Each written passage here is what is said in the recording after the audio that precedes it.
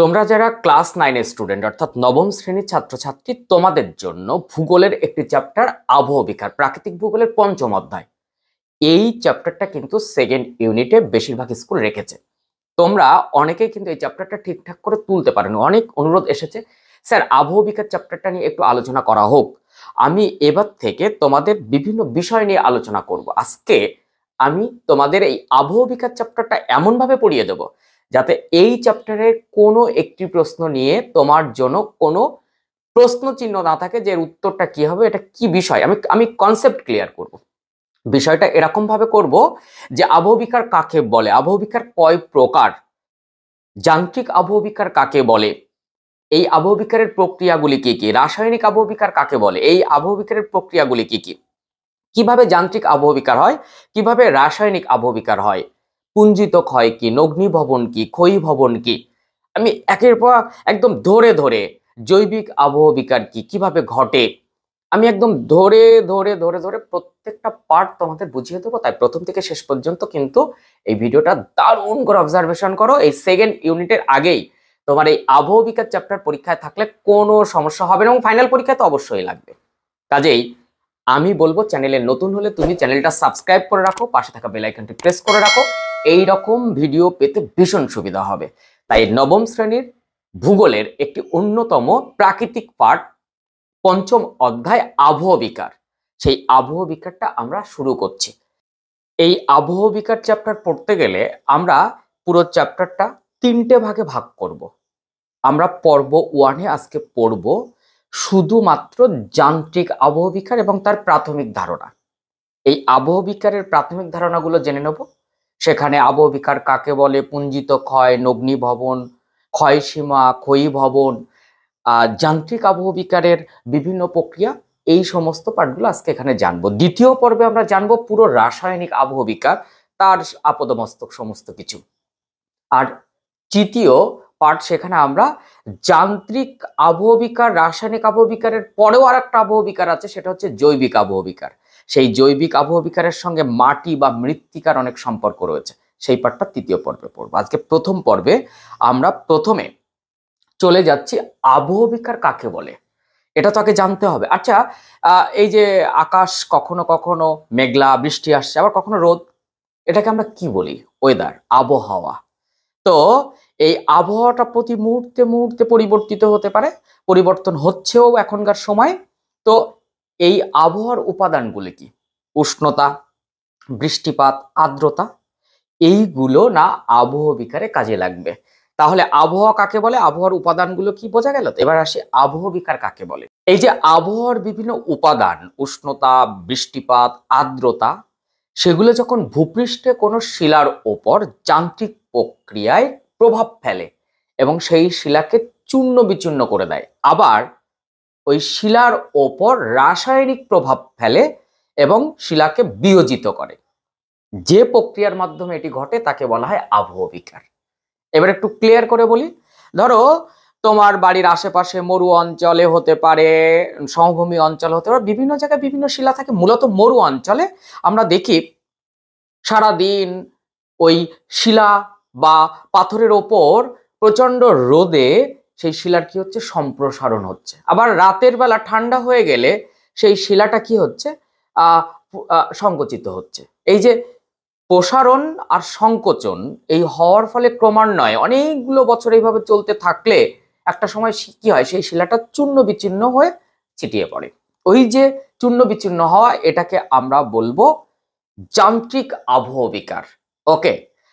আর ওই শিলার ওপর যখন বৃষ্টি হচ্ছে, আবহাওয়ার বিভিন্ন উপাদান, শিলাতে যেমন বৃষ্টিতে অনেক অ্যাসিড থাকে, সেগুলো কি হয়, একটু একটু একটু করে বিয়োজিত হয় রাসায়নিক প্রক্রিয়ায়, ওটাকে আমরা বলবো রাসায়নিক আবহবিকার। এখন বিষয়টা কি একটুখানি ক্লিয়ার করি। রাসায়নিক আবহবিকার, ধরো তোমার একটা মাটির দলা দেওয়া হলো, তোমাকে বলা হলো ওটাকে ভালো করে ভাঙো তো, একেবারে গুঁড়ো গুঁড়ো করে ফেলো তো, তুমি করতে পারছো না, তখন বললাম একটু জল দিয়ে দাও। তো জল দেওয়ার পর তারপর সঙ্গে সঙ্গে বললাম তুমি এবার ভাঙো তো, তুমি তাও ভাঙতে পারছো না।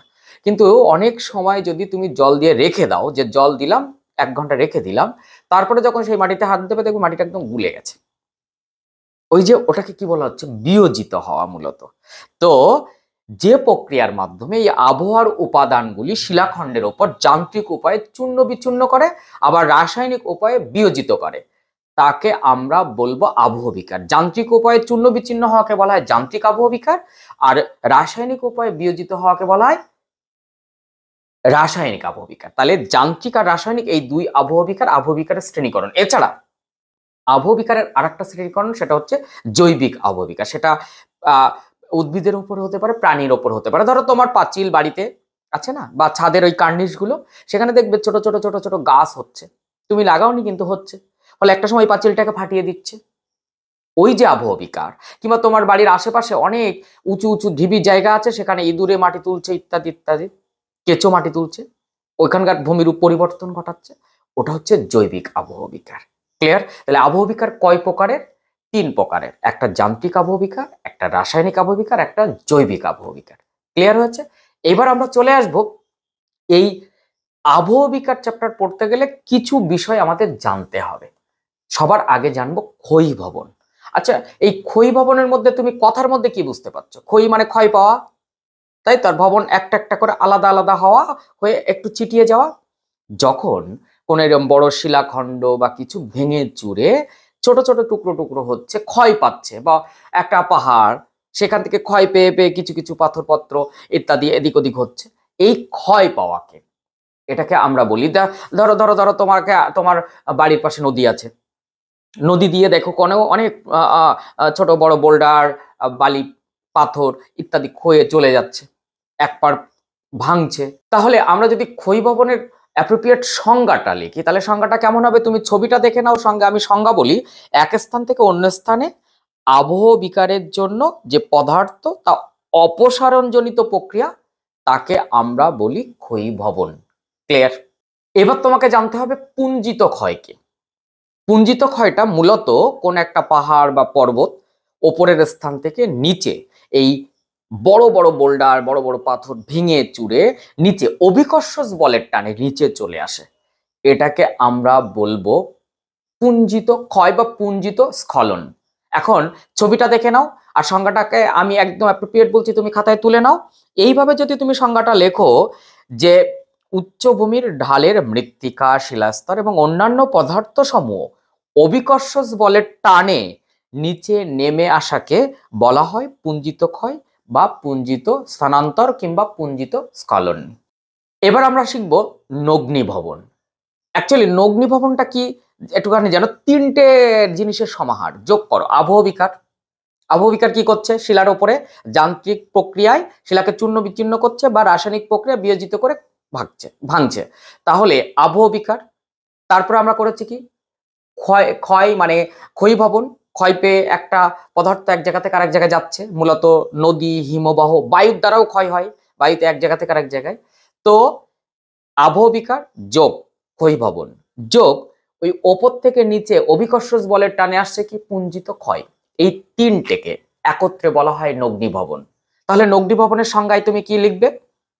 লিখবে আবহবিকার, পুঞ্জিত ক্ষয় এবং ক্ষয়ীভবনের সম্মিলিত কাজের ফলে ভূপৃষ্ঠের উঁচু অংশ ক্ষয়ের ফলে পদার্থের অপসারণ, নিচের শিলা উন্মুক্ত হওয়া এবং ভূমির উচ্চতা হ্রাস পাওয়াকে বলা হয় নগ্নিভবন। ক্লিয়ার? তাহলে আমরা আবহবিকার কাকে বলে তার শ্রেণীকরণ করলাম।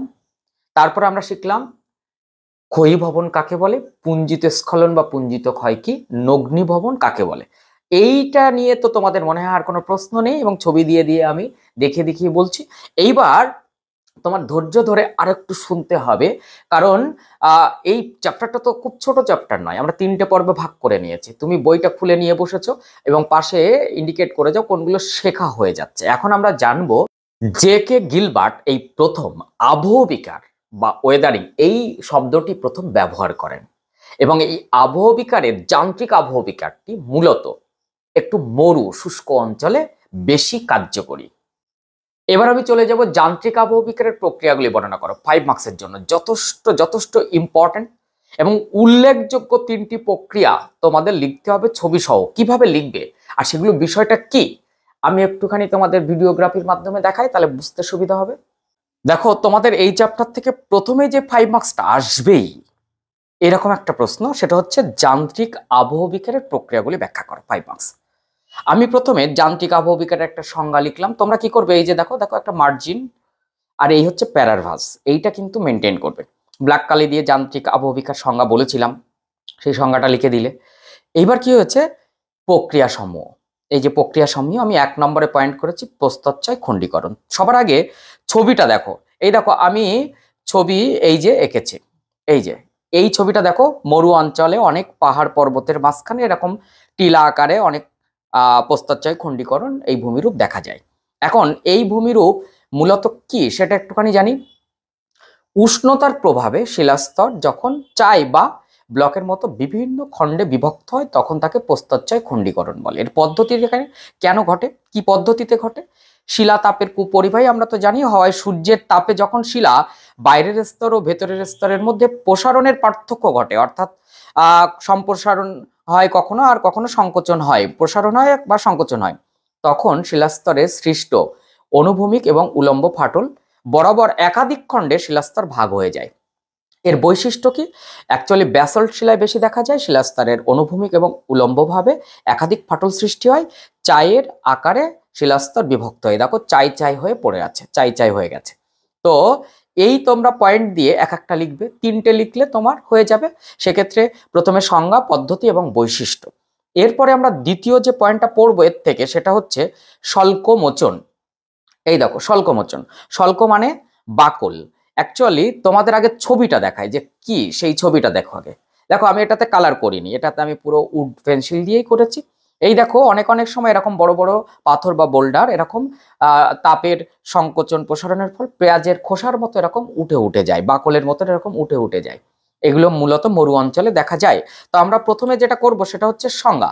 তো সংজ্ঞাটা আমরা কিভাবে লিখতে পারি, ঠিক এইভাবে লিখতে পারি। সেটা হচ্ছে স্বল্প শব্দের অর্থ বাকল, উষ্ণতার প্রভাবে শিলাস্তর বাকলের মতো খুলে যায় এবং চূর্ণ বিচূর্ণ হয়, এই প্রক্রিয়াকে শিলা মানে স্বল্পমোচন বলে। আর এর পদ্ধতিটা কি আছে, পদ্ধতিটা আমরা একটু দেখে নিই।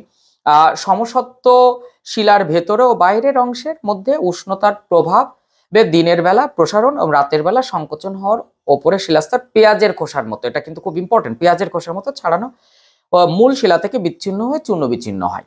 এবং এর বৈশিষ্ট্যটা কি আছে, আগেরটা পড়েছিলাম প্রস্তরচায় খণ্ডীকরণ, ব্যাসল্ট শিলা, এটা গ্রানাইট শিলায় বেশি দেখা যায়। আর গঠিত ভূমিরূপের মাথা গোলাকার হয়, এই দেখো মাথাগুলো গোল হয়ে যাবে। আর সমসত্ব শিলায় এই ধরনের আবহবিকার দেখা যায়। এরপরে আমরা যেটা করব সেটা হচ্ছে তোমার ক্ষুদ্রকণা বিসরণ। দেখো ক্ষুদ্রকণা বিসরণের ছবিটা আগে দেখে নাও, এই দেখো আমি ছবিটা এঁকে দিয়েছি। তো এই ছবিটা তুমি যখন দেখছো, দেখো কালার করে দিয়েছে। দেখো উষ্ণতার হ্রাস বৃদ্ধির ফলে শিলাস্তরের প্রসারণ এবং সংকোচন হওয়ায় শিলা ক্ষুদ্র ক্ষুদ্র খণ্ডে বিভক্ত হওয়ার প্রক্রিয়াকে ক্ষুদ্রকণা বিসরণ বলে। দেখো এখানে ছবি দেখলেই বুঝতে পারছি, এই যে ক্ষুদ্র ক্ষুদ্র খণ্ডে খণ্ডে ভাগ হয়ে ছোট ছোট অংশে ভেঙে পড়ছে।